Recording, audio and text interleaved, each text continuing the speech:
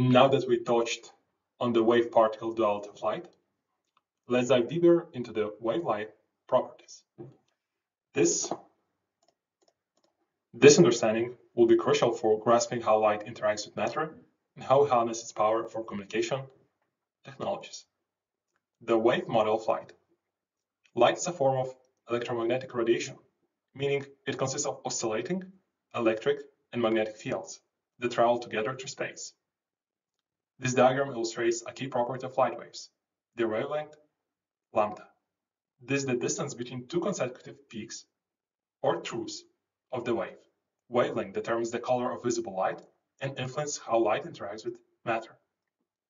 The amplitude of light wave is the maximum displacement of the electric field from its equilibrium position. As the diagram indicates, amplitude is related to the brightness or intensity of the light.